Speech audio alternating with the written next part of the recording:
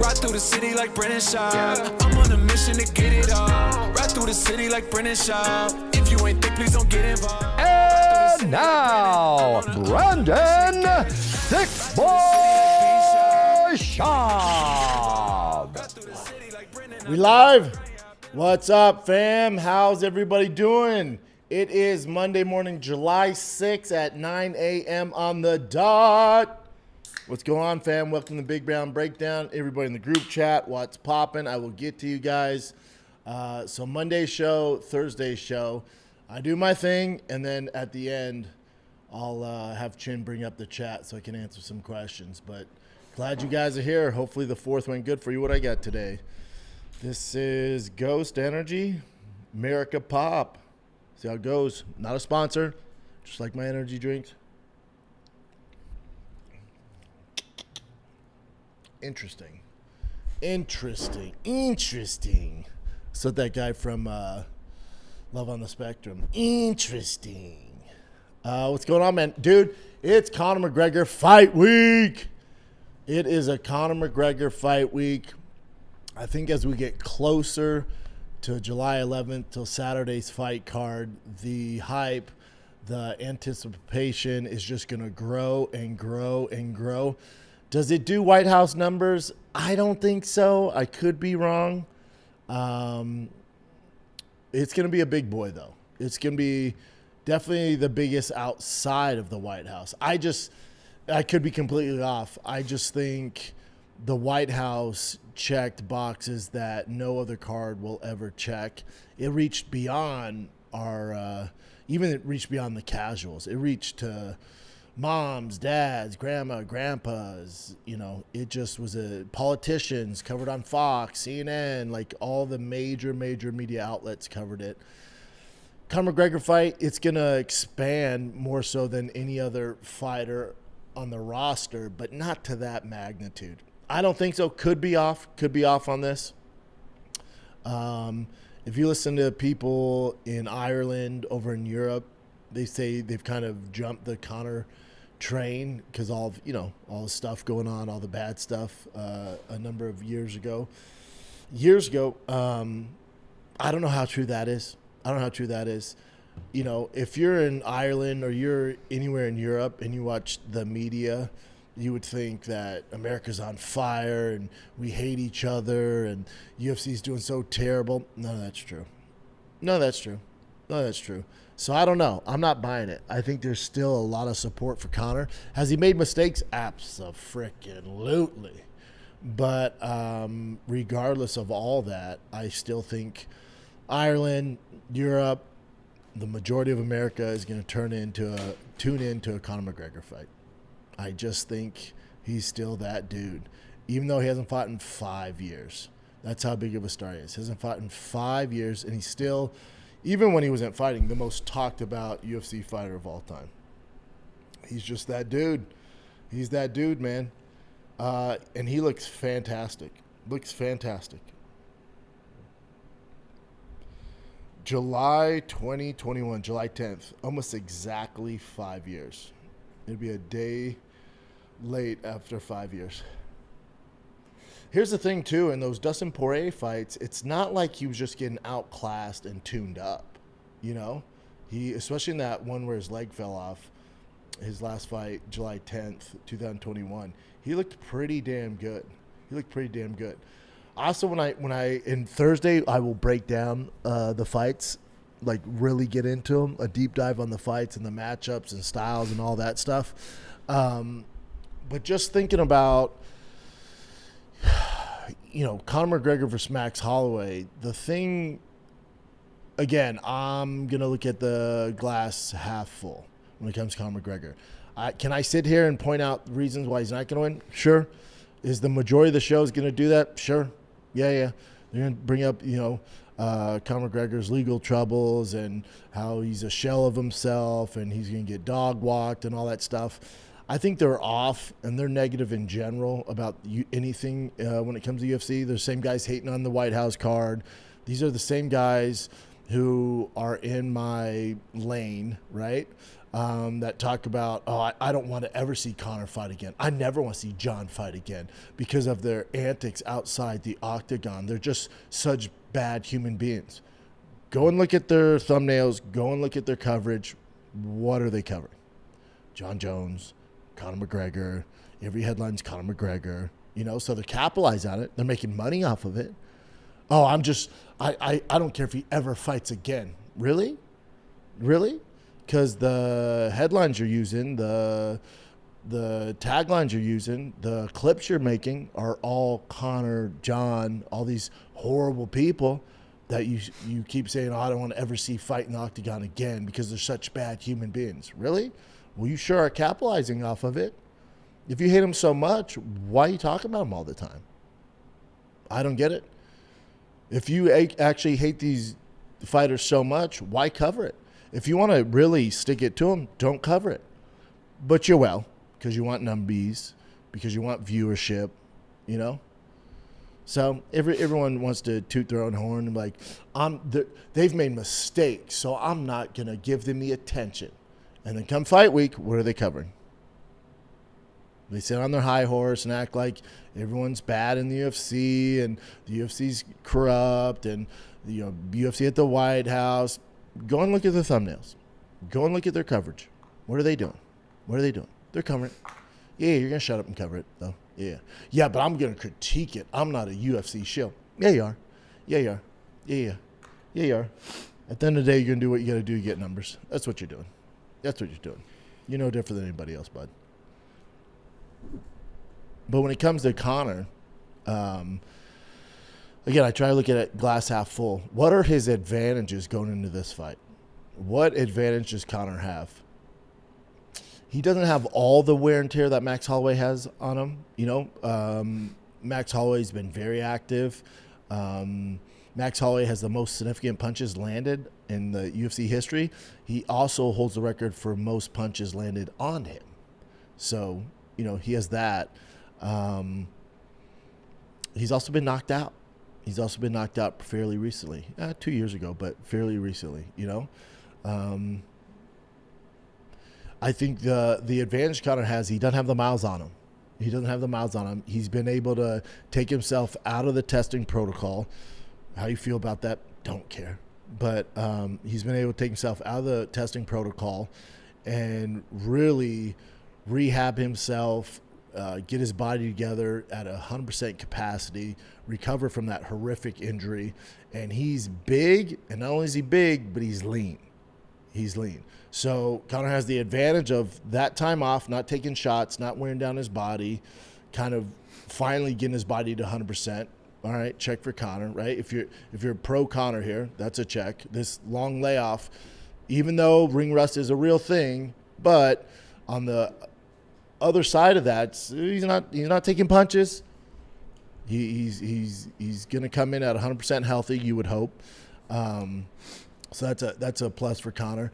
The other thing too for Conor is I think it's an extreme advantage him taking this fight at 170.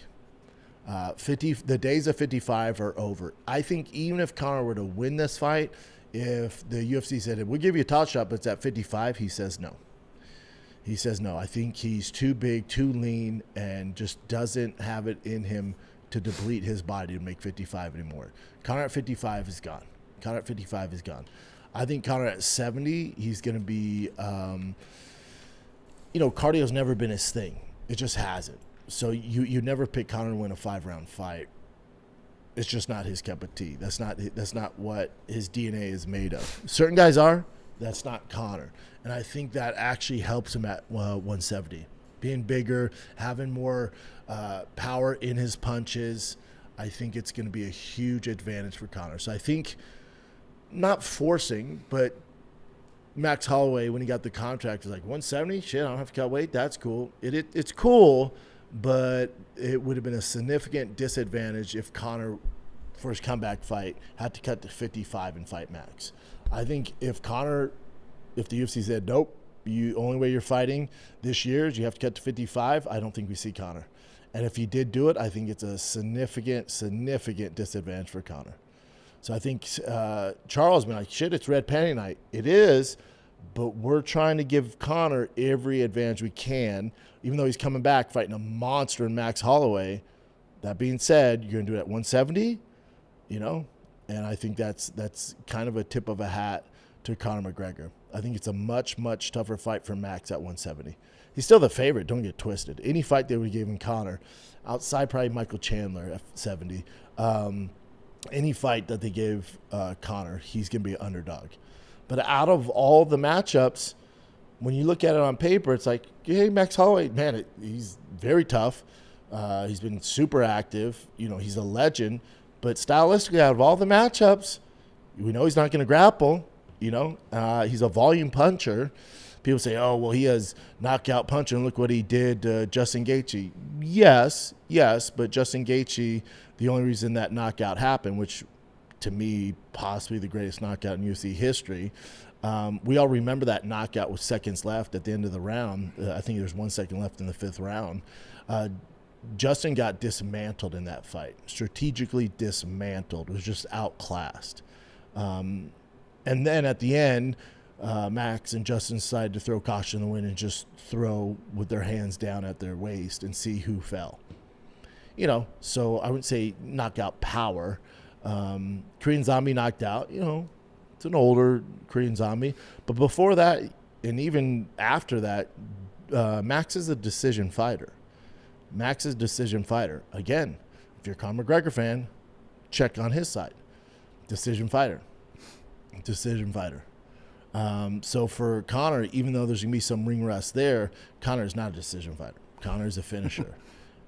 You look at all KO, TKO, TKO. It's just not his thing.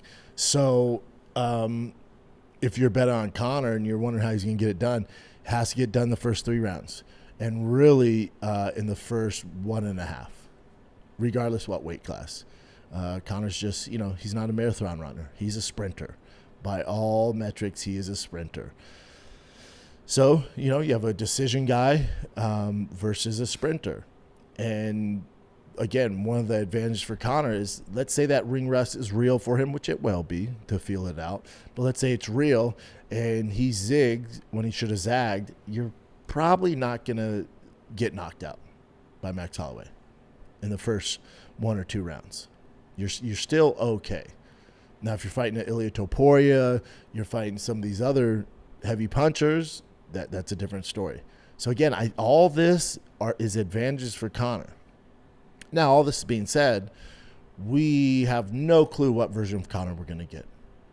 That's the toughest thing about this. We have no freaking clue what version of Conor we're going to get. Now, all signs point that we're going to get a pretty damn good Conor McGregor.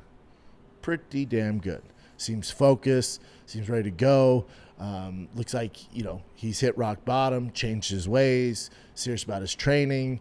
His team is rallying around him, and I think Conor knows what's on the line here. There's a lot more pressure on Conor McGregor than there's Max Holloway. A lot more. And for Conor, it's like, oh boy, this fight for him, there's so much to it. I don't know where he's at financially. We all assume he's good with how much money he made. We have no clue.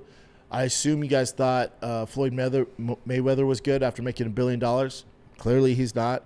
There's other fighters where we assume they're good. We have no clue what their personal and financial life is like. For Conor, though,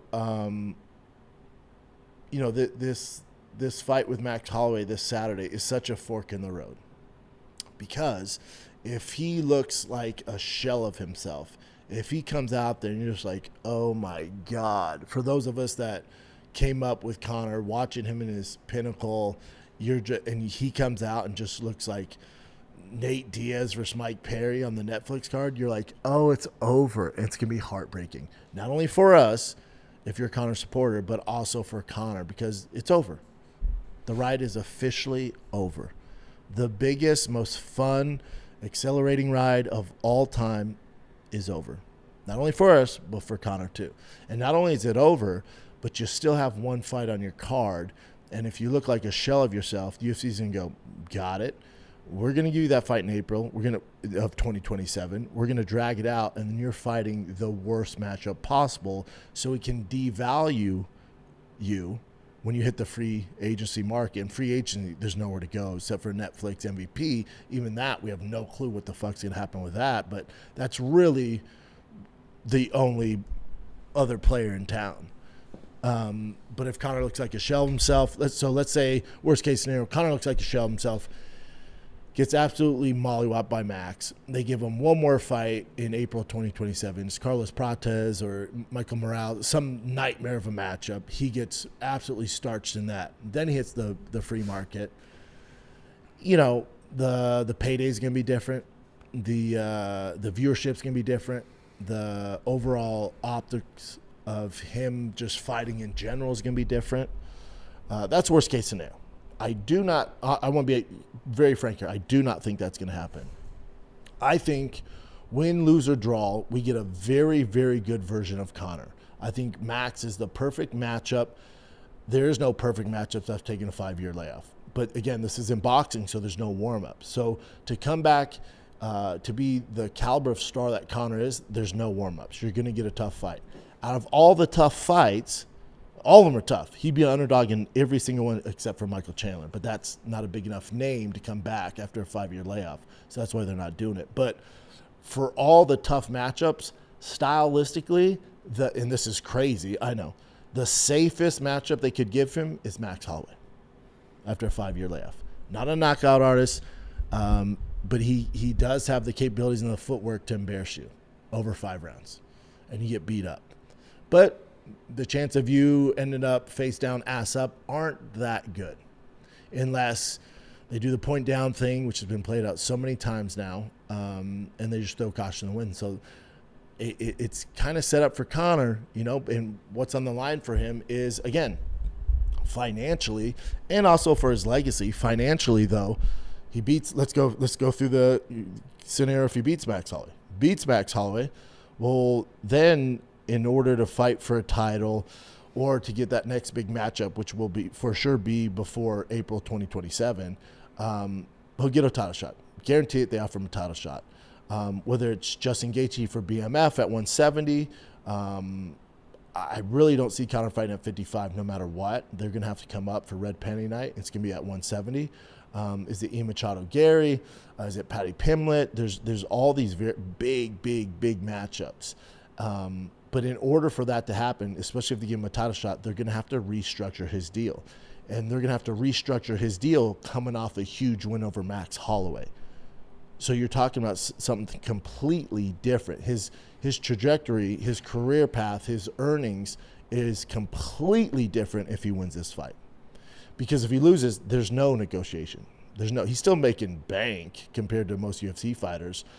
His last fight in April 2027, whether it's Carlos Prates or some monster, and they're just trying to get rid of him, go to free agency. He's still, making $10, $15, $20 million for that last fight because they've agreed to that.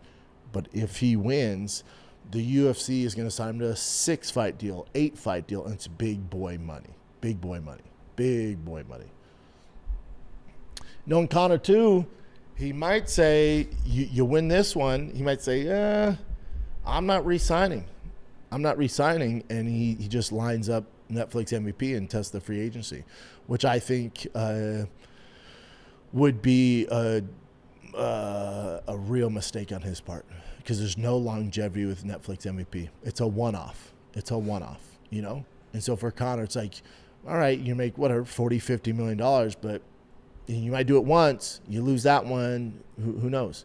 When the UFC, you sign that 6-7 fight contract deal in the UFC, guaranteed bank, guaranteed matchups, guaranteed marketing, you know? So his career's going to go one of two ways after this fight. We're going to know a lot more come Saturday night. But like I said, win, lose, or draw, as long as Conor doesn't look absolutely terrible, we're cooking. We're going Sizzler. Because I could see a scenario where Conor and Max go back and forth. Conor has some shining moments where it resembles the old version of himself that we all know and love, and then he's going to struggle at times, and Max is going to have some, big moments, and it's back and forth, and Max beats him into decision. That's not the end of the world. We can cook with that. You're still okay. Conor McGregor's at the point now where people are tuning in, win or loss, but as long as you're not getting embarrassed, he'll be okay. And he knows this. If my dumbass is telling you guys this, his team knows this. But I just think Conor's biggest advantage is him fighting at 170. A lot of people, well, he fought Nate Diaz. His power didn't translate. This is a different animal. Different animal. 5-year layoff. Knew he's going to come back at 170. Planned for this. Bulked up the right way. Not like Poatan or like some of these other guys. Jamal Hill just eating cheeseburgers. He calculated it. Did it like a professional. He's ready to go at 170. And Max, the one picture we have, that it's a little thick. I love me some Max Holloway, but looks a little thick, So I think that's probably Conor's biggest advantage. And again, when you look at Max, the times, again, there's not many, but when you look when he struggles, which is, not the best term for this because Max Holloway really doesn't struggle. You got to get Max going backwards. You got to get Max on his back foot. Max, when he's applying pressure, marching forward is a problem. You got to get him going backwards. So we'll see. We'll see if Conor can achieve that. We will see. Again, worst case scenario is he just gets mollywopped, looks like a old shell version of himself. That'd be the absolute worst case scenario. The second worst case scenario is he gets injured again. Throws that kick, freaking shin breaks again in 70 pieces, then the train's over. It's really over if he gets hurt again. Really, really over it when he gets hurt again. But there's no more. Nobody has more pressure on this year than Conor McGregor. Justin Gaethje fighting the White House, no pressure. There's no pressure there. You're huge on. No one gave you a chance.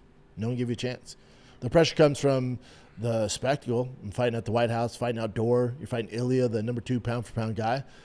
But there's no pressure for you to win. Everyone thinks you can get freaking starched anyways. So that's a different type of pressure.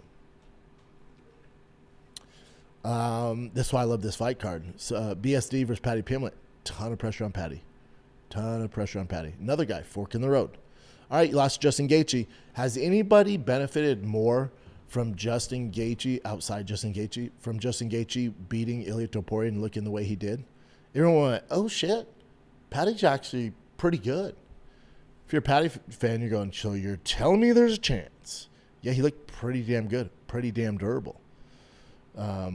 Before Justin did what he did to Ilia Topuria, as a big Paddy fan, I thought, oh, shit, he's not that guy. He's not that guy. The way he fought Justin was so sloppy, couldn't achieve the takedowns, just rushing in. He has no answers for the feet, just taking shot after shot.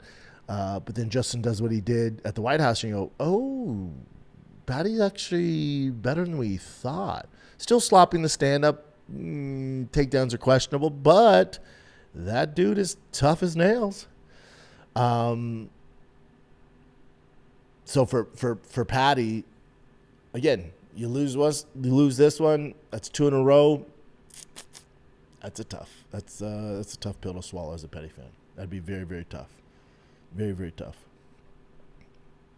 Conor and Paddy have the most pressure on by far. And there's kind of there's an underlying theme of this card because Conor McGregor, fork in the road, big time. Nobody has more pressure. Nobody has more eyeballs on than Conor McGregor. Paddy Pimblett, all right, man, you're the face of England.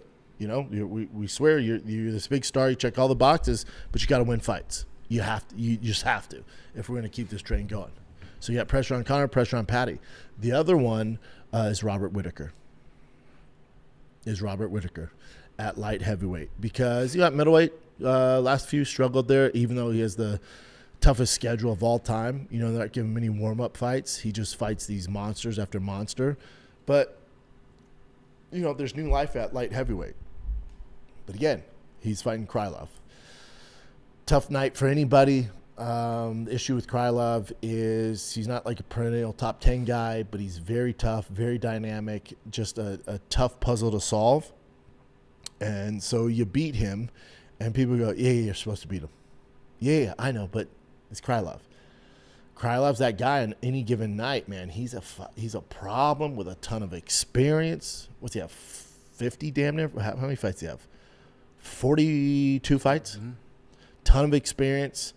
Loses to good guys, beats good guys. He knocked out Gustafsson, beat Ozdemir, beat Johnny Walker, beat OSP. But then he loses like Jan, loses to Glover, loses to Magomed, lost to Paul Craig, lost to Dominic Reyes. So it's like he beats the best, loses the best. It depends what night you get him. So for Robert Whittaker, there's a ton of other guys I'd rather see him face. I don't know why they're not trying to hype up Robert Whittaker. I cannot tell you. And they put him on the prelims. I don't know what's going on there. I don't know. Maybe they put him on the prelims because elsewhere is still pay-per-view, and they're trying to get subs on Paramount, I don't know if you have to sub over because he's Australian. So are they trying to get subs in Australia on Paramount? It just doesn't make a lot of sense. But huge fork in the road for Robert Whittaker. Let's say Robert Whittaker goes out there, beats Krylov, we're cooking. There's a ton of matchups in a very thin light heavyweight division. His career is completely on fire again, and there's so many fun matchups. Let's go. He's probably one more away from a title shot. Let's go. And I'm a huge Robert Whittaker fan. The guy is so goddamn talented. Let's go. He loses, okay. Light heavyweight wasn't the answer. It's actually over. So there's a lot of pressure. There's a fork in the road. So Conor, same thing. Paddy, same thing. Robert Whittaker, same thing. And then the other gentleman who has a ton of pressure on him is Gable Steveson. For whatever reason, just not getting the type of hype I thought he would get. It's a number of things, right? But I don't know. I'm excited for it. He's been on the radar for a while, if you've been following the sport. But he's just not, I don't know. There's a disconnect there between him and the fan base. I feel like there's a disconnect. I think he needs to be on podcasts and stuff, so people get to I know think him. his issue, too, is because he was an Olympian, because he was a national champion, what happens is those guys that become the face of wrestling, whatever sports, I'm not calling wrestling out, they get media training. So it's very late night talk show, NFL, NBA, play it safe. Don't ruffle any feathers. Don't make yourself a star. It's not about you. It's about the team. Don't be a show off. So it's very almost like when you listen to him talk, it's like, I don't know. Is that the real Gable? What's going on here? But he's media trained. You become a gold medalist and you're the voice of wrestling for a number of years, you become media trained. And in this day and age, being authentic, being your true self goes a long, long ways, and the fan base can smell it a mile away. And I think that's where the disconnect is. The other disconnect is I don't know how much it helps him having Jon Jones vouch for him, even though he's the greatest of all time, I don't know. I can't put my finger on it. I'm sure the chat will have a better read on it. And we'll get to that after this. I don't know what it is. There seems to be a disconnect. Now, it could be Josh Hokett stealing his thunder. All anybody's talking about in the heavyweight division is Josh Hokett. Wrestler, Wrestler, good athlete. Yeah. And what's Gable's thing? Wrestler, world-class wrestler, good athlete. And Hokett's talking shit to him. He's like, I'm a better athlete than you. Yeah, it's a tricky one. And for Gable Steveson, it's like he's supposed to absolutely starch this guy. So just winning for Gable, and he should. If you're a young prospect, you should absolutely highlight reel, knockout, or finish Ellison. You have to. If there's any struggle, if he shoots for a takedown and gets stuffed, but then knocks him out with the right hand, he's going to get criticized. If this goes into the second round, you're getting criticized. If he lands a hard right hand, you're getting criticized.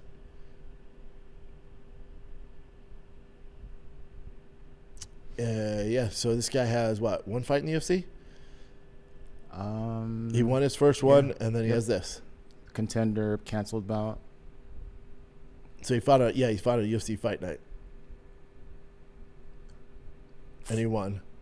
For Gable, I mean, buddy, not only do you have to win it, but you have to absolutely steamroll this dude. Oh, he lost to this guy, Brandon Perich. Oh, so he's 0-1 in the UFC. Yeah. Yeah, he has to destroy this guy. Any sort of resistance, he's going to feel the wrath. I think it would go a long way if he did more interviews and just kind of let his guard down a little bit. I mean, being with Jon Jones, maybe that might help. No, couldn't be a worse example. John's the exact same. What Jon says isn't real. You know what? Now that I think about it, his actions say the stuff that we're talking about, but when he's in interviews, then it's different, yeah. Oh, God bless. I'm feeling so good. I've never been better. It's been a really tough training camp. Fight comes afterwards. You'll hear eventually, like months later, yeah, dude was not training, drinking every night, wilding out. You're like, oh, where? In the interviews, he was quoting fucking John 3:16 or a Bible quote. And you're like, okay, that doesn't happen. So it just seems inauthentic. Yep. And in today's world with AI and you got these athletes, just bullshitting their way through these interviews, it goes a long ways. That's what makes the UFC, I think, so much bigger and more authentic than these other sports. Now you have Hokits where it's not real, but he's doing more real shit. For Gable, there's a disconnect there. Bo Nickel had a little bit of that. He's getting better because he got humbled because they pushed him too fast. So I think now we're starting to peel back the layers a little bit. But there's a disconnect with Gable. I think it's because he's just not being his authentic self. He doesn't know how, because he's not trained to be yet, I think he'll get there, you would hope, I think he'll go a long ways. But yeah, there's that underlining kind of theme to this card. It's a fantastic card, top to bottom. Fantastic. Especially following up UFC at the White House, UFC 250. There's such dire stakes, such dire consequences for three of these gentlemen on this card. For Gable, he probably has the easiest task. Yeah. You're supposed to annihilate this guy. Your pressure's how are you going to annihilate him. That's different. That's different. I've been a young prospect contender, and they give you a guy you're supposed to kill, and you feel the pressure, but at the end of the day, the odds are there for a reason. You're supposed to annihilate that guy. But for Robert Whittaker, Paddy Pimblett, Conor McGregor, it's a different animal. The pressure is different. You're talking about career-ending consequences if they lose. Now, for Conor, again, if he makes himself proud and he has a good showing and loses via decision, but it's a war back and forth, that's different because he's proven. For these other gentlemen, a loss would be so devastating. So devastating. Super devastating. I cannot wait. I can't wait so much. We're doing a live watch along. What are we calling it, Chin? Watch along? Chat? Should be Brown related or not? Did you say Brown related? Yeah, Brown related. Big Brown viewer, Big Brown. We'll let the chat decide what we're going to call it. Chat, you give us options. That's a live watch along for Conor McGregor, UFC International Fight I never Week. like hearing the watch along. It just kind of seems weird to me.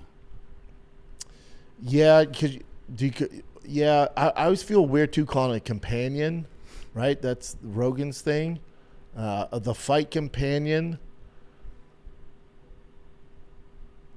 We'll come with something before Saturday, but I'm watching it with you guys. It's just gonna be me and Chin. We gotta figure out how to get Paramount on this TV, Chin. No, so I'm gonna have to bring down Big Boy over there because you still need to see the chat. You still need to see me pull up stuff. So it's gonna be a cluster here. That's but fine. We'll figure it out. That'll be dope. Yeah. But how are you gonna get Paramount on that Big Boy TV? If we don't have internet access, well, that's a smart TV, so we should be able to. But if not, I'll just have a laptop HDMI to that TV. I have a ton of laptops, so. This isn't my favorite. What? This and the flavor is not popping. It is not popping. Yeah, cannot wait.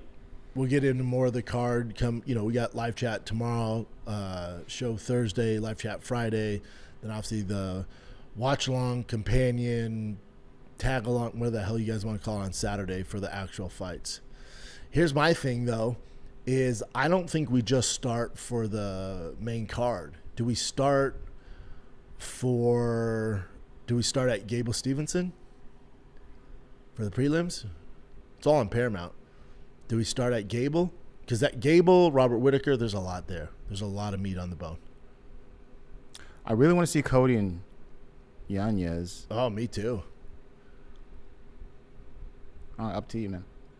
Do we start the prelims? Dude, that'd be like a 5-hour show. That's the thing. So, I mean, we could talk about it. We'd be here for the main. We'll figure out after. Let's ask yeah. the chat. That's a long time to be staring at my ugly mug.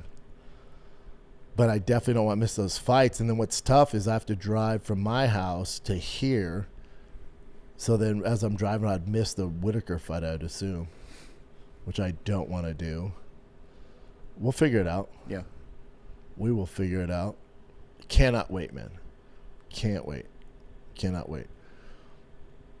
The other gossip besides Conor McGregor fight week, and there's nothing bigger, but Dustin Poirier came out and did an interview. The gentleman that he sat down with, are you familiar with him, Chin? Yeah, he's a pretty big podcaster. Is he? Yeah, but I don't know. Diary of a CEO is the podcast. Oh, So I've heard of yeah. it. I don't know the gentleman's name. I'm sure he's great. Steve or something like that. But yeah. And we can play this? Yeah, we should be able to play it. There's just a little excerpt that I saw on Knockout Alerts. The whole thing's big, so it's long. So here's a little excerpt. Many times for alcohol related stuff, and yeah, if I could paint a picture of what you think of a classic drunk or alcoholic, very selfish, and continues to go back to it. He's actually homeless right now. He's homeless right now. Yeah. Part of that, me getting in trouble at the airport, was I just felt, and it's not my weight to carry, but I just felt, I try to help him out, and he's back out on the street. It's like he almost doesn't want help, and I was just kind of, on Father's Day, I was traveling to work. That's tough. And I just couldn't stop thinking about my father, and I started drinking in the airport, and that's kind of what led to the incident. It's just, but when I feel like that, I've been going to therapy and stuff like that. Years ago, I started going to therapy. Years ago. When I stole plenty of times for alcohol-related stuff. And You can stop it, Chin. That's it. Yeah, long story short, I watched a good amount of the interview, but and he's not making excuses, I'm glad he came out and talked about it. He said he was kind of down. His dad is basically, at this point, homeless. He's an grew up alcoholic father. Mm-hmm. He takes ownership. He takes accountability, which is always the way to go. And then he's reached out to those TSA employees, the cops and stuff, and thanking them. He wants to write a letter or call them. He's trying to get a hold of them and all that stuff. Yeah. Yeah, don't write a letter. Probably call him, right? It's not 1947. Probably call him by. This is my thing with all this. Dustin Poirier is not a bad person. In any facet, made an error with drinking and continued drinking, going to the airport. Okay. None of y'all judging him made any mistakes. The guy's storied career for how many years has he had no blunders? Always been the baby face of the UFC. Dustin Poirier is beloved, good father, good human being. Okay, so he got a little bummed out on Father's Day because his dad's an alcoholic drunk and he's homeless, and that made him depressed. And so he drank and made some bad decisions. Okay. In my book, doesn't make me think any less of Dustin Poirier.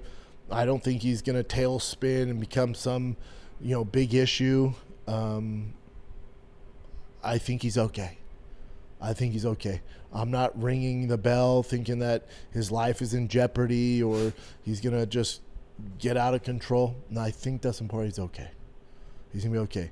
Is he a little lost? I'm sure. But everyone is. Everyone goes through it.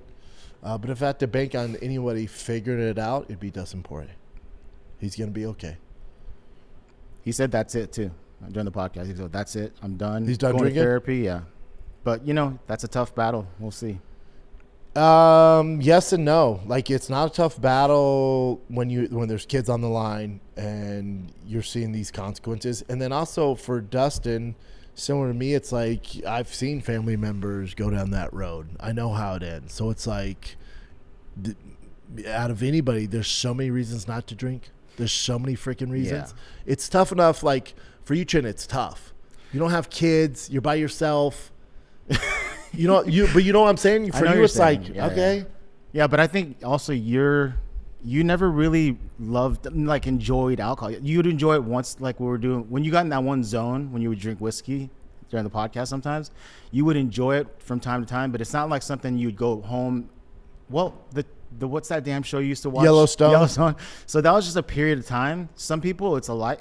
I've been doing this since I was like early 20s. Yeah, that's tough. And I just got used to it, and it was just like a companion. Yeah, my relationship with alcohol and drugs is different. Where as an athlete, I mean, even the UFC, I didn't drink when I was in the UFC house. I didn't drink. That's crazy. Yeah, you're talking about. I didn't start drinking to my late or early 30s. Yeah, and some people have this issue, which we talked about before. When they drink, like thank God I don't have that issue. When they drink, they snap, they become someone else. Yeah. That's scary. So he needs to. And also, I enjoy, I had a non-alcoholic beer the other day. I enjoyed the flavor of it, but I'm not going to drink 8 of them. You know? You just want to get a small little buzz and then chill. And that's it. Yeah. I mean, I drink Diet Coke because I love the taste of it. Alcohol does not taste I don't good. feel that way with alcohol. I've never tasted alcohol. I'm like, oh, never. Man, No, that's refreshing. I need more of that. It's marketing. It's all it is. It's marketing. It doesn't taste good. No matter what anyone says, it doesn't taste good. It's legit poison. Yeah, it is. Legit poison. Shout out to Dustin Poirier, though. He's all right, man. It's cool. It's cool he came out and said this and takes ownership of it, but I don't even think he needed to do this. But it's cool for us to see, I enjoyed it, the stuff I've seen. Yeah. It'd been cool if he went out and did it on the show he does, Deep Waters. That's where I would have done it if I'm Dustin. True, but I don't think they would dive that deep into it. This guy is probably a way better interviewer. Yeah, guy's probably a great interviewer. Yeah. But you don't think, I think the benefit of having Jorge Masvidal, who drinks and does, of course he sells drinks. You have Jorge, you have Chris Weidman, you have Din Thomas, who's been around forever. And then you have Dustin Poirier. And all those 3 of those guys love Dustin. So I feel like he'd be more comfortable opening up there. Then also, I guarantee you Weidman, guarantee you Jorge, Din Thomas can relate to it more. Yeah, of course. 1,000%. Dustin's not on his own, man. Hopefully they do that then. I mean, the majority of your favorite fighters have struggled with substances when they're either fighting or retired fighting. But unfortunately for Dustin, it just came out publicly. But I mean, there's times when I was in my fucking runs where if things were on camera, it's I'd be issuing apologies and shit like that. A lot of guys would. It's just so people can relate to it, man. Yeah. When I say especially UFC fighters and especially athletes.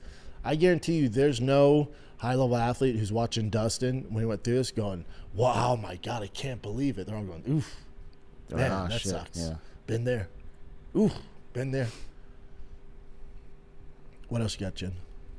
This right here, Mauricio Ruffy. Is this real?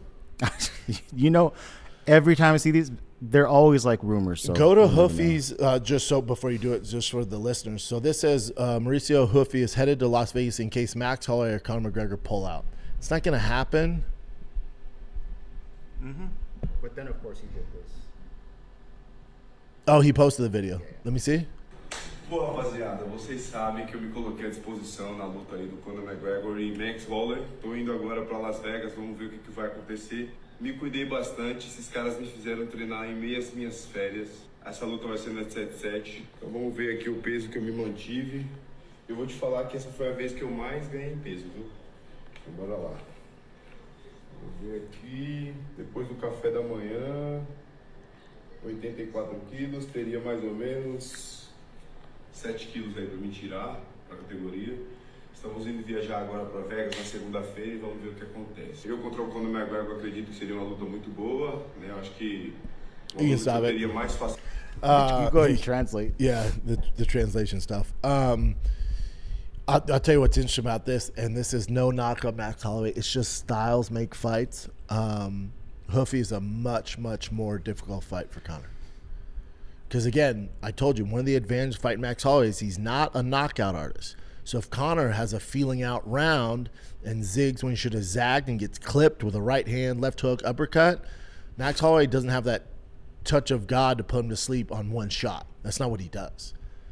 Ruffy does.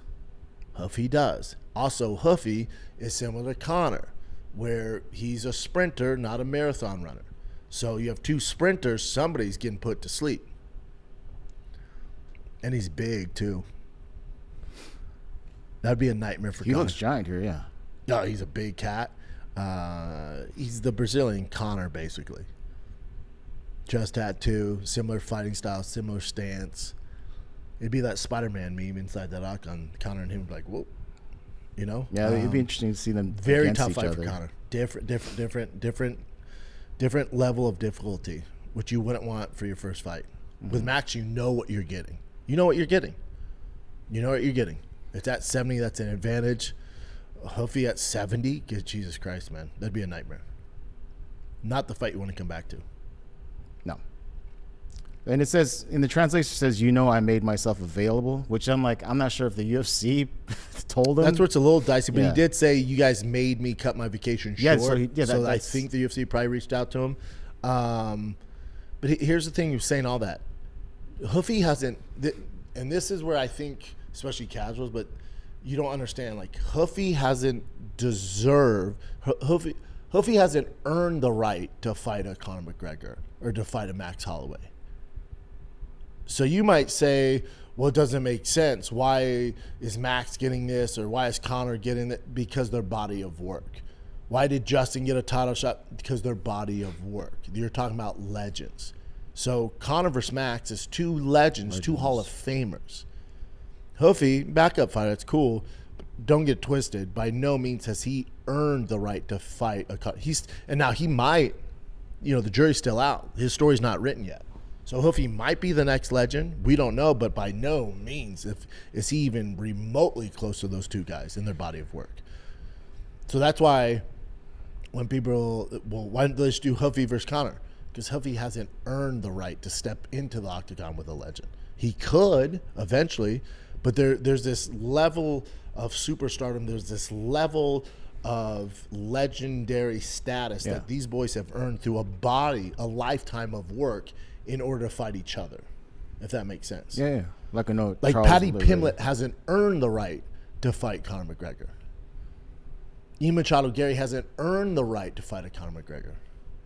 They haven't hit these milestones where they should even be stepping foot inside that octagon with them. What? Machado's number one contender? I hear you. Mm-hmm. He hasn't done the work previously in order to earn that legendary fight. You have to get to a certain stratosphere even to be considered for those fights. What else you got? Okay, we saw Ilia Topuria with his sunglasses on. So if anyone wants to watch this, it's on Happy Punch. Is the first one. His barber showed a video where he's doing Ilia's hair, and Ilia looks pretty healed here. And he says for sure that this is taken a few days ago before he posted it, recently. And this is a Knockout Alerts Instagram page, and this is Ilia coming back to his camp the first time, they said. Oh, that's cool. You can still tell he's not a hundo. No, he's still swollen. You can tell he's swollen. Yeah.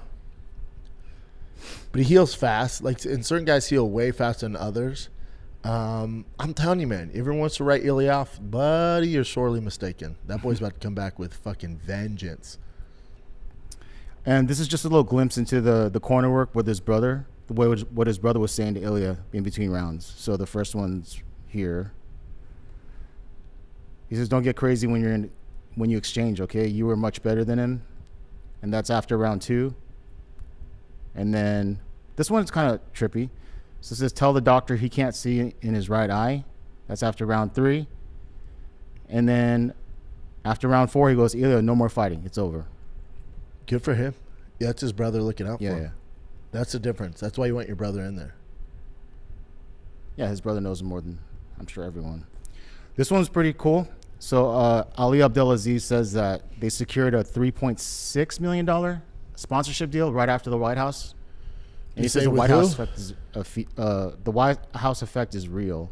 That's his tweet right here. Well, winning the light heavyweight title at the White House is the real thing. Yeah. You ain't getting a $3.6 million sponsorship if you don't win. But he doesn't say, it says more announcements come soon. Yeah, it doesn't say what the sponsorship is. It makes sense, though. 3.6 mil is like a lot. Yeah. But it makes sense. Yeah, when I saw it, I wasn't like surprised by that. That makes sense.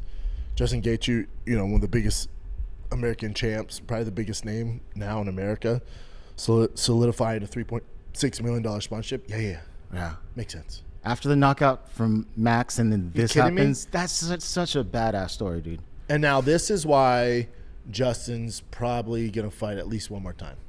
You got to, right? Yeah, the money. Because now, think about it.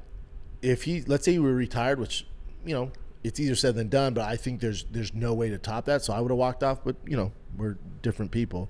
But if he would announce his retirement, they're probably not sponsoring him. They're sponsoring because they know the next one's even bigger and bigger, So it's like and then his payday's even bigger. So Justin's like, buddy, I'm about to make $15 million not retiring. Are you at probably more than that? You at your goddamn mind?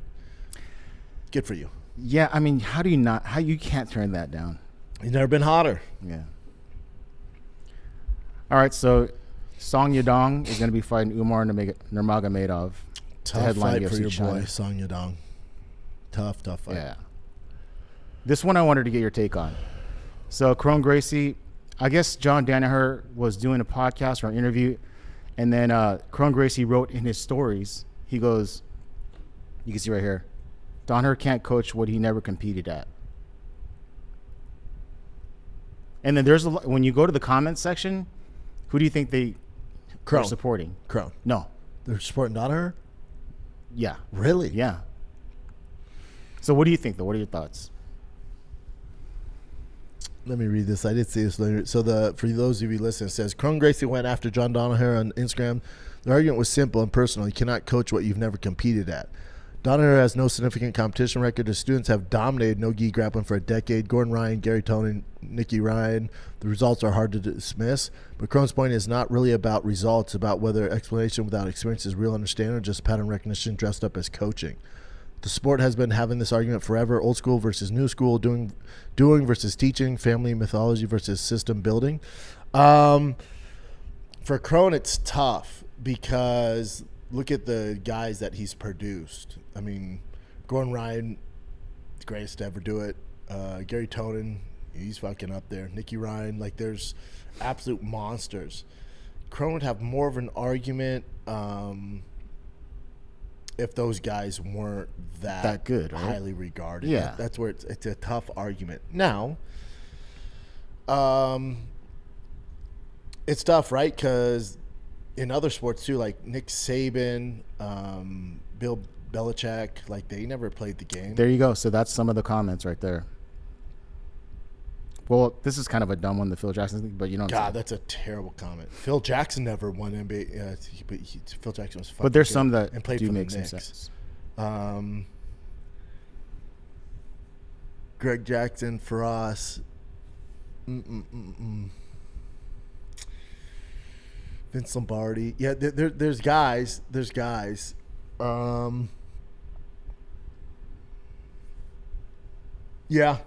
Yeah, I don't want to get too in it, especially when it comes to Greg Jackson. I love Greg, but I definitely have my theories on certain things. Yeah,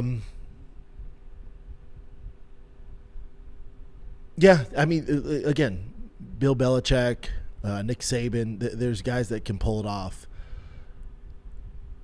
Like Bill Belichick, his dad was a coach, right? So he grew up around it. He grew up literally on an NFL field. So he learned the system, what works, what doesn't.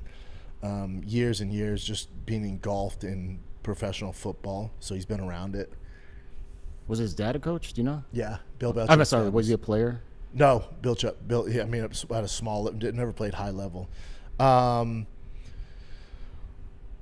I will say this, though. There's something to be said. Well, I guess this would be my argument to play devil's advocate. Does Gordon Ryan still dominate if he's training under Renzo Gracie? Who's competed at a very high level, has done it all? The answer is yes. Yeah. Does GSP still dominate if he didn't meet up with Firas? Probably. Does Jon Jones still go undefeated except for the one weird fight with Matt Hamill? Is Jon Jones still Jon Jones without Greg Jackson? Yes. I see your point. You know what I'm saying? Yeah. And this football too. Is Tom Brady still Tom Brady if Tom Brady went somewhere else and was it under the Belichick system? Well, he did go somewhere else. He went to Tampa Bay and won a Super Bowl at the age of whatever is 41. So sometimes I think we give coaches a little too much credit. Now, they put in a lot of work and, they come up with a game plan and stuff like that. But at the end of the day, it's the athlete and their execution, and that can be done elsewhere. So sometimes I think we give coaches a little too much credit. Fair enough. All right, just some quick bout announcements. Mateus Gamrot versus Killen Salkilled. That's an insane fight. Insane fight. I'll see, back to the coach too. I'll see it even at this level, like with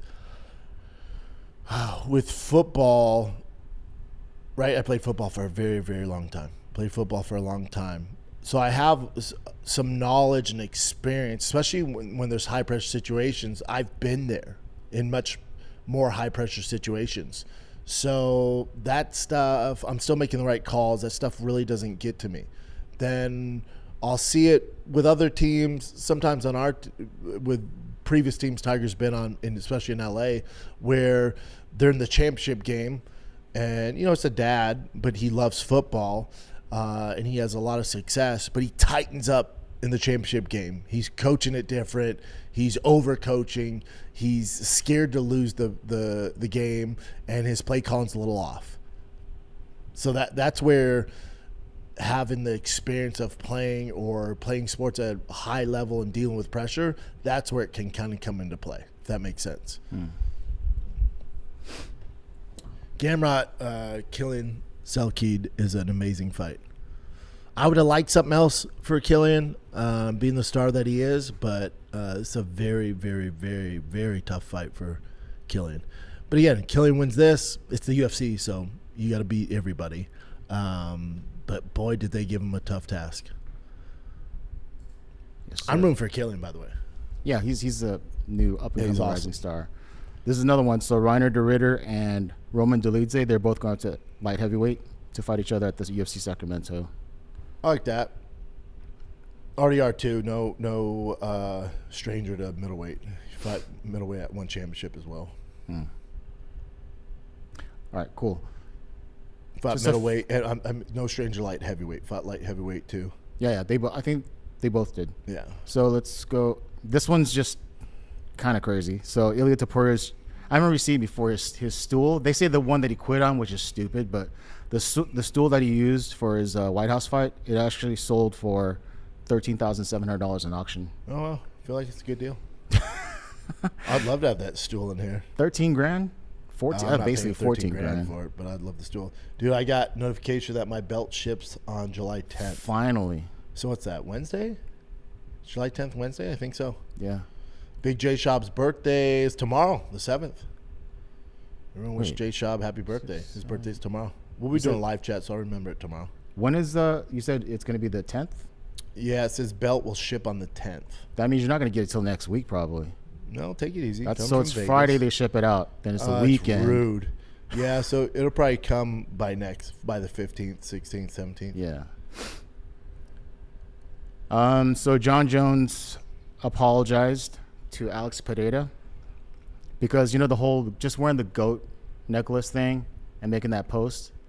And then he mentioned that, I wonder if I have the quote here. I have the video, but, there it is.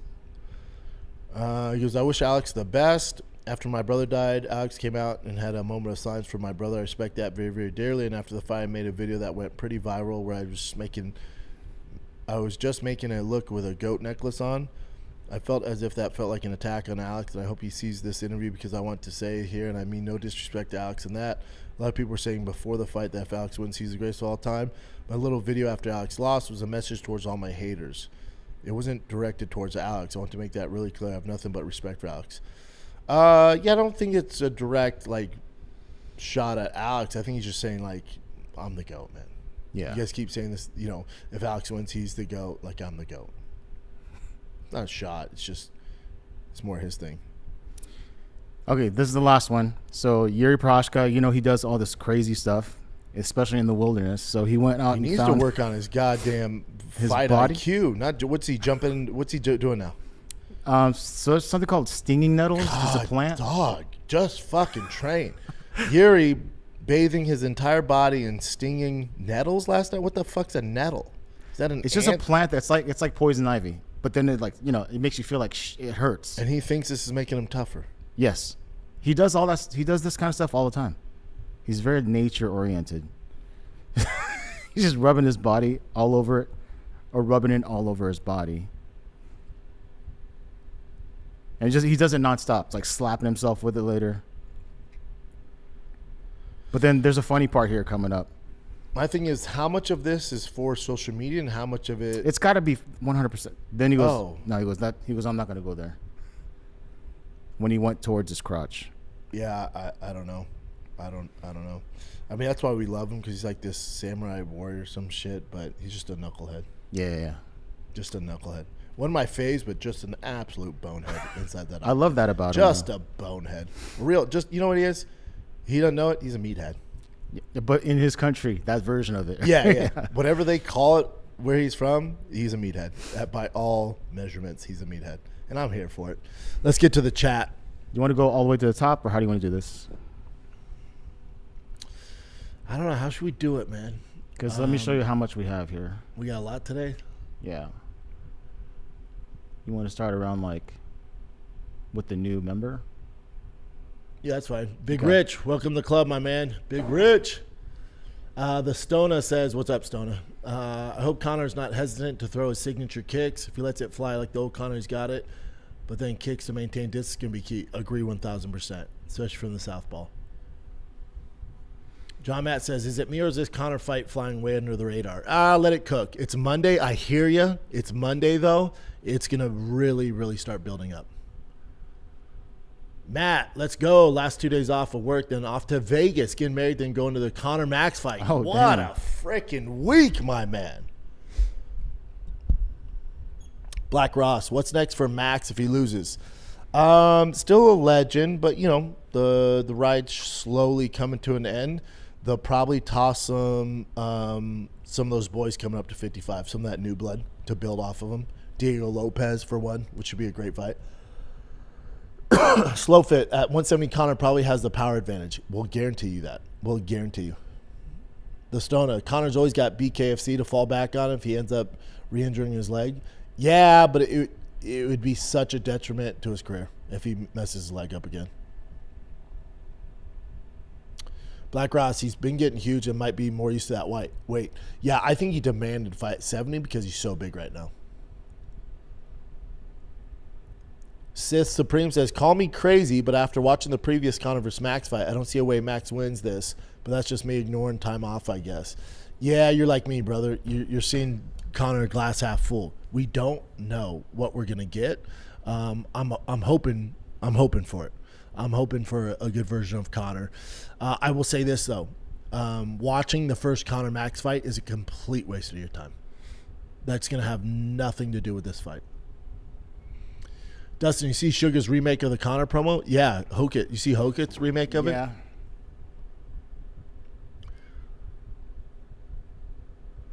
Nate Dogg says, I feel like at times Schaub calls out Luke Thomas without naming him. Love Luke Thomas, but the lines get blurred too much with him. Part of intelligence is separating different topics, UFC politics. Oh, no. By no means am I taking a shot at Luke Thomas. At all. Never. That's my boy. Love Luke. No. I was talking about other people when I'm talking about those people that take shots at Conor, John, the UFC. Luke does a little bit, but he's pretty fair about it. He's pretty fair about it. Luke's great in his own right, man. You know? No, I would never take a shot at Luke. John Matt says, smartest fighter in the game says ring rust ain't real. Yeah, listen, Dominic Cruz on that. I think for 99.999% of fighters, ring rust is very real, especially 5 years off, coming off a leg injury. I think it's definitely real. But Dominic Cruz is an elite fighter. For him, probably not. The Stoner, yeah, Conor at 155 is a thing of the past. Yeah, 155 days are gone. Mike Street says, what up, B? Sticking into my pick, Holloway outlasts McGregor. And that you're probably right, but I'm hoping for otherwise. Drew Casablanca, I'm putting money on Conor just for the hype and this year's underdog track record, right? The Stoner, this is hilarious. Conor bulked up. Chandler said, hold my bear. Yeah. Dude, Chandler's trying so hard to get that Conor fight. I love it. I'm a big Chandler fan. But he's like, no more 55, cut to 70. Just hoping Conor's like, all right, let's do it, man. Charles Dillahunt, Diaz was touted as a cardio machine by Joe too. And he was. That's fair back in the day. Now, no. Absolutely not. So if you doubt me, the answer is yes, because it's been 5 years and your leg fell off last time we saw you. So we have some doubts, but you won't look sloppy like that. I hope you're right, brother. The Stoner says, man, what if we find out Conor blew his money with all the lawsuits, etc., and the fight is just a paycheck? He has so much money. Those lawsuits add up. When you have his caliber of money, I hope you're wrong, but who knows? Black Ross, the hype is definitely still there for Conor doubters, 1,000%. Eddie Soul says, would you ever interview someone in McGregor's camp, post and pre-camp with your connections? Is that possible? Like, could you call any of his camp and on download for a chat if you wanted? Yeah, I could. Yeah, McGregor Life interviewed you before. Yeah, so we have those. Yeah, I love those guys. Slowfit says, the UFC would be smart to have fed Chandler to Conor. Chandler's a shell of himself, and Conor has a good chance to sleep him. They can squeeze the juice of Conor before he leaves. Couldn't agree more. The Stoner, just saying lawsuits can be very expensive. True. But the amount of money that dude's earned, I'd hope he's okay. Shezbone, what up, man? Welcome to the club. Shiz Little Bam, thank you for your donation, says, you guys see Dustin did a podcast, Diary of the CEO? I did.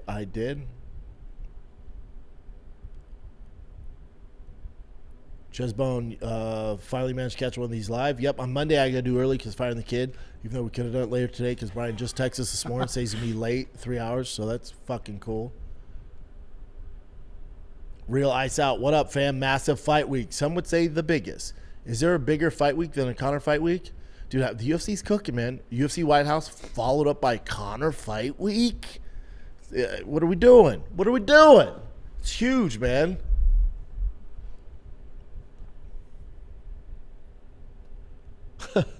Chesbone says, on a holiday in Vietnam. Could be worse. Give me watching this card somewhere fucking random. Super random, Bubba. Let us know if Vietnam are Conor fans out there. Slowfit says, probably a good thing Gable isn't getting that much hype. Have him lock in, win this debut, exciting fashion, then we start cooking. Agree. D Hunt says, I have not heard Gable speak yet. He was on Rogan. Yeah, he was on Rogan. Slowfit says, especially with how many eyeballs going to be on this fight, guarantee if Gable dominates, he's going to be the talk of the town. Ooh, I disagree. You think he's going to be more of talk of the town, say Paddy wins, or if Conor wins, or if Conor looks good?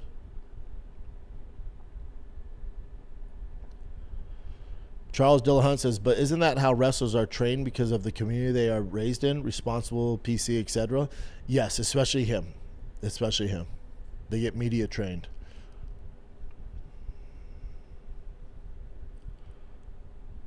DJ Ambo says, what up, guys? And Gamma, the one girl.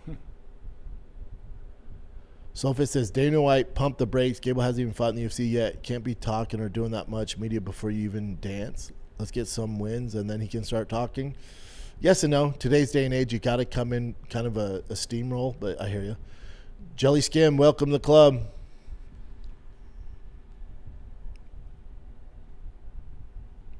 Jelly Skim, welcome, bud. Ruffy says, call it the Brown Eye Party. I don't know, man. I don't know. Alex the Great, USA, let's go. I know.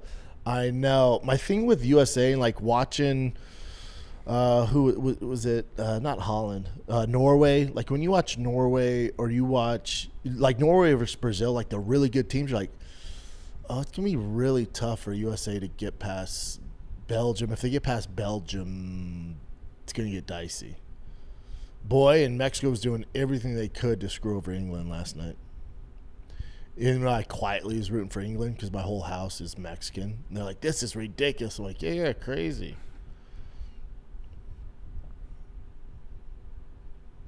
Black Ross says, Gabe can definitely do as many interviews as he wants. He's a freaking Olympian. Yes and no.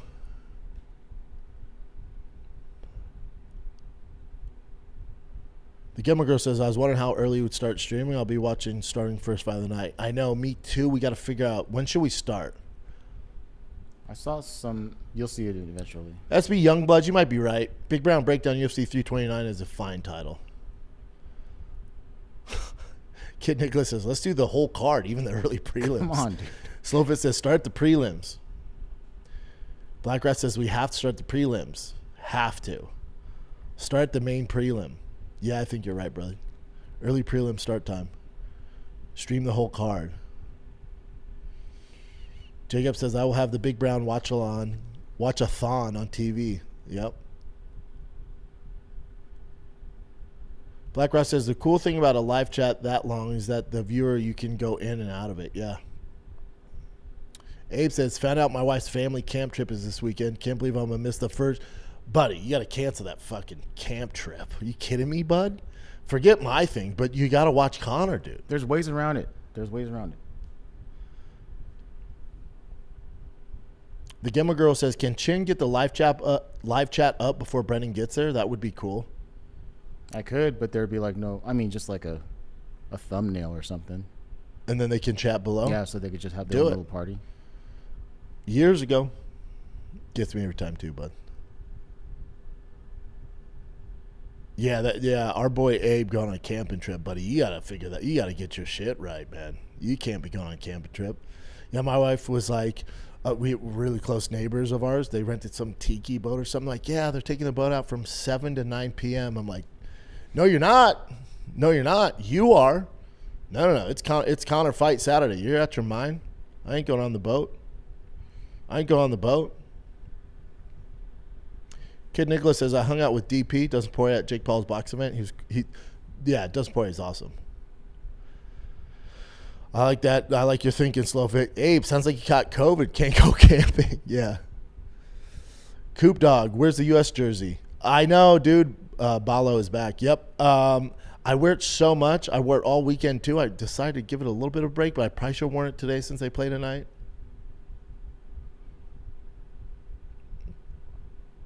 Yeah, all the comps like slow fit. You got to figure it out.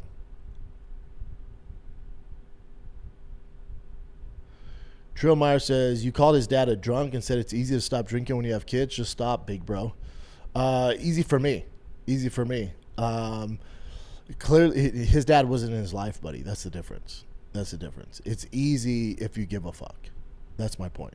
It's easy to stop if you have kids and you actually are present and give a fuck about your kids. His dad was never in his life, buddy. Big difference. So you stop, big bro.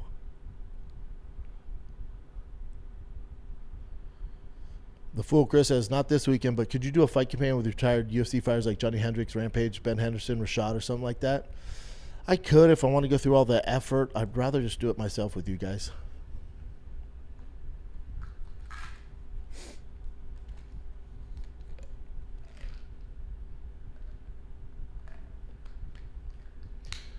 Abe says, appreciate the suggestions. Where there's a will, there's a way. Yeah. Figure it out, dude. You can't miss this.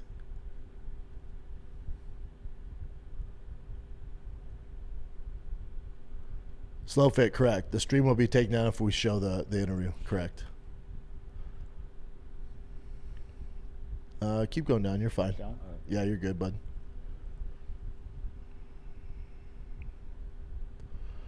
Jesse Lee says you should break down any fight-ending submissions. I can do that.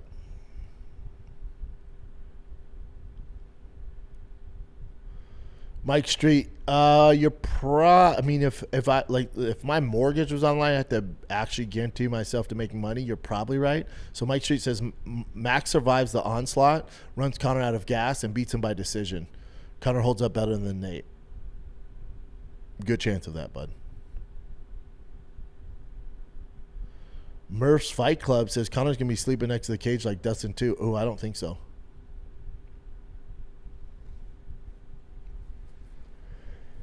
Slowfit says Ilia on that BPC. They should allow him to.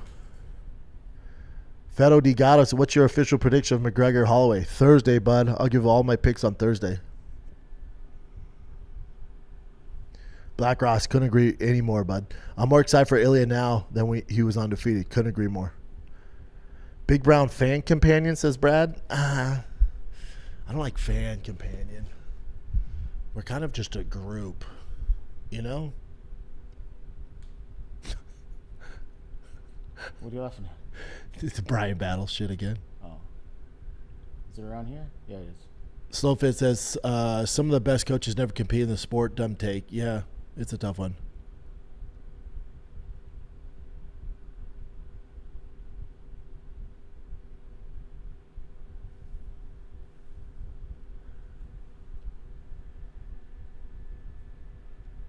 Thank you, Black Ross.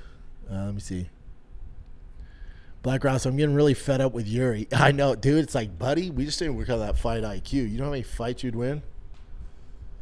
Black Ross says, and I'm sorry to be a hater. He's turning to the MMA version of the Liver King. Yeah, but I think he's just succumbed to, like, it's a viewership thing. Like, he's doing it for views. Because obviously that's not helping him fight. It's not making him tougher. Doesn't mean he's tougher by jumping into these fucking plants. It just gets views, keeps him in the media.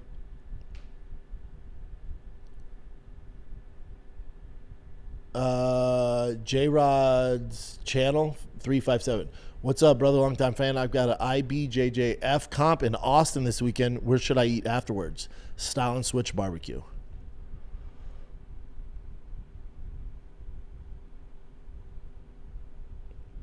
Abe says, Luke be taking shots on his live chat. I tried watching it, but every time he goes on his this tangent. No, Luke's the man, dude. I love his live chat.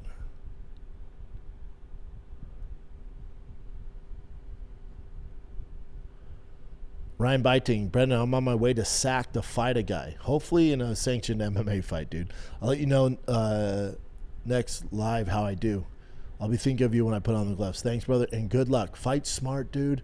Fight smart, breathe, do your thing, man. Drew Casablanca B, are you going to do main card picks? Yep. I'll do it on Thursday. Ryan Biting, if y'all watch the countdown, it's sad to see John, Connor's coach, with the gray hair. I think we are all, Kavanaugh. I think we're all getting old. I know. So I took my kids to watch Jackass. Watch that and you're going to feel old. You're like, oh shit, we were this. Oh my god, I grew up with them. Oh my god, we're all getting old.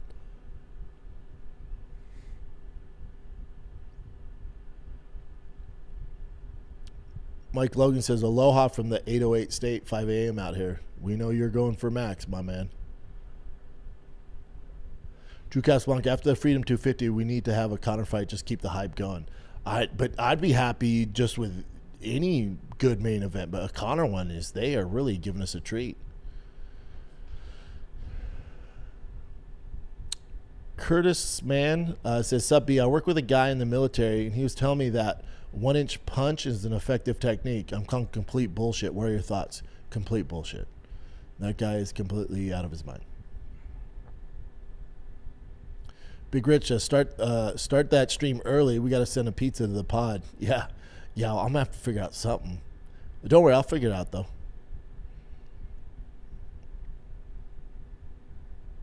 Interesting, Black Ross. If Conor wins, it's going to be because he went for a takedown. There's going to be more grappling in this fight than everyone thinks.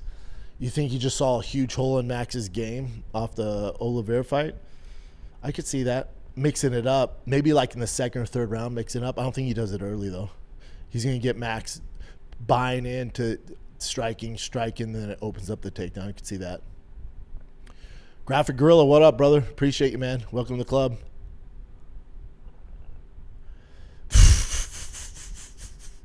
Right, my team says, I don't wear the shirt Strickland made to the Conor fight. Is that a bad idea? Yes. Hilarious, but I would stop doing that. Smitty says, B, we need some oversized tees. Hard to find quality ones. Yeah, I got to work on that, man. It might jump here, so just... Okay, I see where we're at. Okay. Adam says, B, is it worth getting into jiu-jitsu as a 26-year-old dude who's on his feet all day working, blue collar, trying to get in shape for my wedding in a year?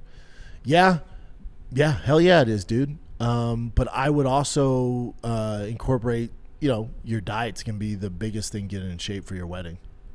I would start fasting, peptides, stuff like that. Normac, I'd say Terrence McKinney and King Green is a tough fight to pick too. Super tough fight to pick. I'm leaning towards somebody. I'll get into it on Thursday with my official picks. But tough fight to pick because Terrence McKinney's just a tidal wave in that first round. King Green's also super dangerous. But the stakes on that fight are different than those other gentlemen that I named.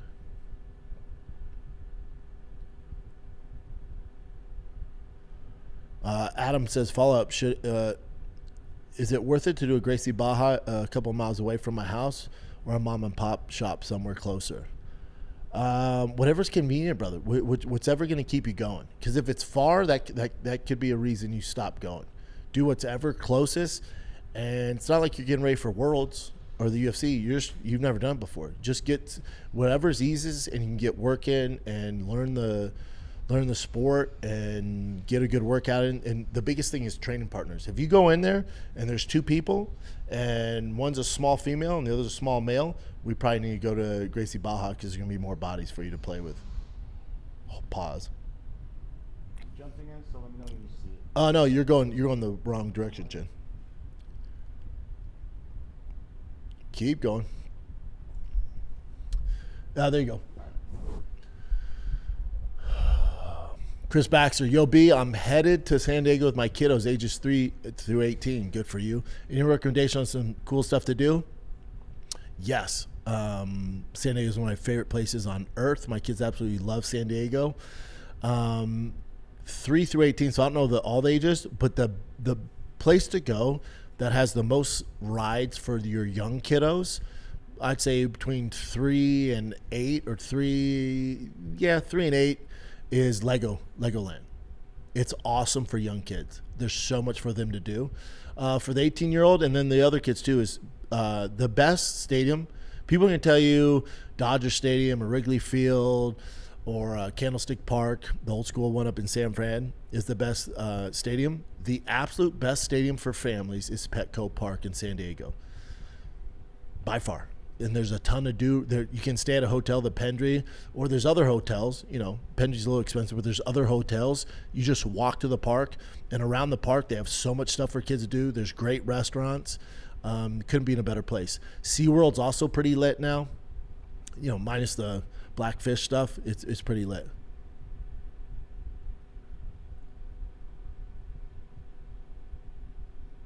Cody says, is Jiri's shenanigans actually helping his fighting? No, he's doing it for views, which again, that's the game. I'm not mad at Jiri, and that's like a weird thing. Nobody else is doing it. I'm not mad at it. Keeps him relevant. He's a meathead. Goku says, I'm getting married Saturday. Told fiance if we can't have fights on, I'm going to have to cancel. What'd she say, dude? Oh, he says, so we're having fights playing now. Yeah, dude, you got to keep her. Jesse says, any food ideas for Max versus Conor themed spread? For Max, I guess poke, right? Like a Hawaiian theme, depending where you're at, but poke. For Conor, for Conor, if you want to, it's not a spread, but for a drink, put grape currant. They call it currant, right, Jen? Yep. Black. I think it's called Black currant in Guinness. John says McKinney not going to get that KO in the first. Oof, I think he does. Love me some Terrence McKinney. I just saw him at the last game, Brett, too. He's such a good dude. The Graphic Gorilla goes, I could make your merch shirts, but it's just a headache to get shirts from Canada to the States. When I have some suppliers close to you, I will do some digging and try to hook you up. That'd be great, brother. Mark On, welcome to the club, my man. Normac says, feel like I'm unfortunately done with Garbrandt. When he gets tough, he swings for the fences and hopes. Yeah, it's a very tough fight for him, too.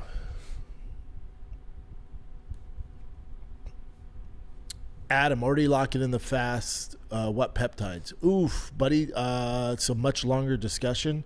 DM me, and I'll give you the lowdown. DM me, brother. Adam Swindy, when you do workouts on the heavy bag, are you just wearing gloves or do you wrap? I'm still getting blood to the surface with no wraps. Again, depending on what you're going for, but when I'm on the heavy bag, wear 16-ounce gloves. It makes your shoulders more tired, gets you in better shape, and it protects your hands more. So you want that, but I wear wraps, especially with the fight camp. I wear the wraps because they're tracker, which I need to keep track of all my workouts. The trackers are in the wraps, so I wear wraps from fight camp.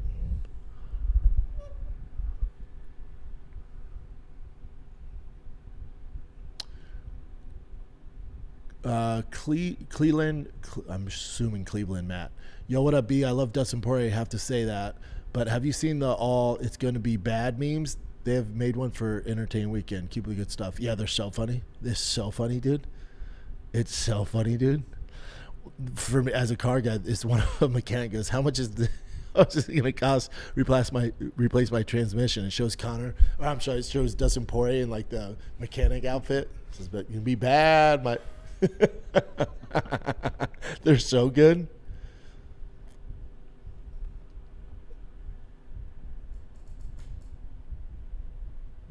Normac, do you think Dustin loses an analyst spot, or do you think he'll be all right? I know UFC can be iffy with that.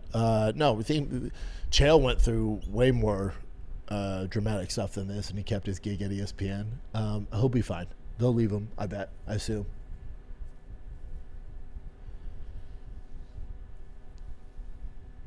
Go down, Chin. That's the bottom right now. I made it all. Yeah, Holy shit! But we skipped a big chunk. Remember? Did I skip a ton? Yeah, I try to get to all of them because we had to And by the way, it is already. We've been going for an hour and a half. Basically, 2 minutes still. It's like an hour and a half. Yeah. All right. Let's go 2 more minutes. We can't stop at hour 28. Hook me up with ways to well. I'm in San Antonio. Adam, yeah, DM me, brother. Merrick's very good too, where it's not in Austin. They can just mail them to you. Big Rich says a cool idea would be those old school baseball style shirts with the colored sleeves and the white chest and back. Yeah, I did those. I did a big brown one of those years ago.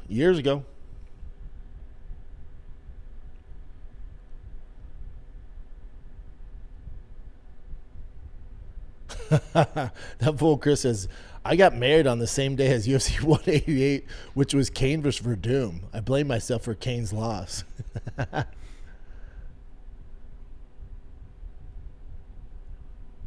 Ryan Biting, hilarious.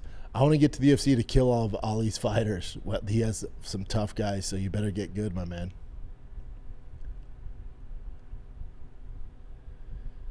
T-Noble, favorite college football jersey? CU Buffs, baby. But obviously being Texas, University of Texas ain't bad. Ole Miss has the best jerseys. Best helmets and jerseys, by far. Ole Miss.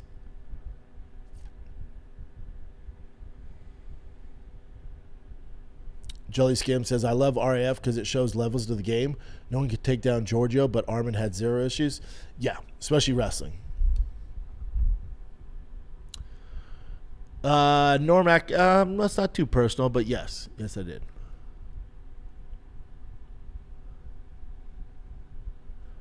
Timothy Coppinger says, I love Cody, but I have to come with terms that the win over Cruz was a fluke. Not a fluke. That was just him at his absolute pinnacle in his prime. Combination of Cody's best night ever and compromised Dom. He hasn't had one good performance since that fight. CVG says, I always forget Monday is 7 a.m. my time. So you're in Cali? Yeah. I missed the live today. Yeah, sorry, brother. Yeah, I would like to do everything at 11 a.m. I just got to figure out, because usually I have Fighting the Kid. Or I have to give a big kind of buffer, because Callan sometimes shows up at 11, sometimes shows up at 12:30. Today's at 1:30, hopefully. I got to figure it out. We should do that, though. 11 a.m.? Yeah, and start Fighting the Kid later. Yeah, that'd agree. be the best move. Yeah, we should just tell Callan 11, and then... I mean, we start at 11. Big Brown Breakdown's at 11, Monday, Tuesday, Thursday, Friday. Fighting the Kid, we start at, what? 12:31. 1? It's going to come out the next day anyway, yeah, so it's like... so it doesn't matter. Yeah, you're right. We'll start doing that. Jay Leja, Mexico lost. Was your house as sad as mine? They were so pissed. And then I didn't help situation, because I told them that Mexico just doesn't have the genetic makeup to keep up with the rest of the teams. They don't, man. They're smaller. I mean, in Mexico, their number one sport is soccer, but they don't have the same athletic genetic makeup as some of these other fucking countries. So it's like, what do you expect to happen? It's the same with the U.S. Like, we don't focus on soccer. I hope we win, but I'm also realistic. Can we keep up with France? Can we keep up with Portugal, Spain? It's not what we do. It's not what we do. You know? I hope they win it, but it's going to be freaking tough, man. All right. We're at 90 minutes now. That's it, kids. Love you guys. We will do the live chat where I'll try to answer every single question you guys send me tomorrow at 11 a.m. Central Time. Shout out to everyone on here. Love you guys. Thank you so much. Remember, Saturday, and I will give a time. We'll have it locked in by Thursday. But we are doing a live watch-along, or whatever you guys want to call it, for the Conor McGregor Max Holloway fight for International Fight Week, Saturday night, live on this exact same channel. Come watch it with me. It's going to be a grand old time. Oh, there's so many questions I could get to. I could do this all freaking day. I could get to it all day. All right, guys. Love you. Tune in tomorrow. Big Brown Breakdown is live, 11 a.m. Central Time. Gorilla, let me know. Let's figure out the merch. Love you guys. See you tomorrow. Thank you so much for tuning in. I'm Big Brown. I'm out. It's Conor Fight Week.